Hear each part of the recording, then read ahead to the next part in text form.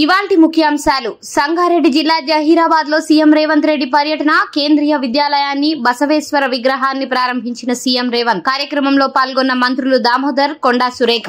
విజయనగరంలో ఉగ్ర లింక్స్ కేసులో దర్యాప్తు ముమ్మరం. సిరాజ్, సమీర్ ను కస్టడీలోకి తీసుకున్న పోలీసులు. విశాఖ జైలు నుంచి విజయనగరం తరలింపు. విజయనగరం జిల్లాకు చేరుకున్న యాంటీ టెర్రర్ స్క్వాడ్. ఇప్పటికే 4 రోజులుగా జిల్లాలోనే ఎన్ఐఏ అధికారులు. సజ్జల భార్గవ్ రెడ్డికి సుప్రీంకోర్టులో దక్కని ఊరట. ముందస్తు బెయిల్ ఇచ్చేందుకు సుప్రీంకోర్టు నిరాకరణ. అట్రాసిటీ కేసులో ముందస్తు బెయిల్ పిటిషన్ దాఖలు. ప్రత్యేక కోర్టులో దరఖాస్తు చేసుకోవాలన్న ధర్మాసనం. ఇలాంటి కేసుల్లో బెయిల్ సులభంగా వస్తే ప్రతి ఒక్కరూ రెచ్చిపోతారని సుప్రీంకోర్టు ఆగ్రహం. ఏపీలో మరో కరోనా కేసు. కడపలో కరోనా పాజిటివ్ కేసు నమోదు. తీవ్ర జ్వరంతో కడప రిమ్స్ లో చేరిన వ్యక్తి కరోనా పాజిటివ్ గా నిర్ధారించిన వైద్యులు. నంద్యాల జిల్లాకు చెందిన వ్యక్తిగా గుర్తింపు. విశాఖ స్టీల్ ప్లాంట్ లో ప్రమాదం. SMS 2 లో ఎగిసిపడిన మంటలార్పిన ఫైర్ సిబ్బంది. నష్టంపై అంచనా వేస్తామని అధికారులు ప్రకటన. కేంద్ర మంత్రి ప్రహ్లాద్ జోషితో చంద్రబాబు భేటీ. గ్రీన్ ఎనర్జీ ప్రాజెక్టులో సహకారంపై చర్చ. పాజిటివ్ గా స్పందించిన మంత్రి.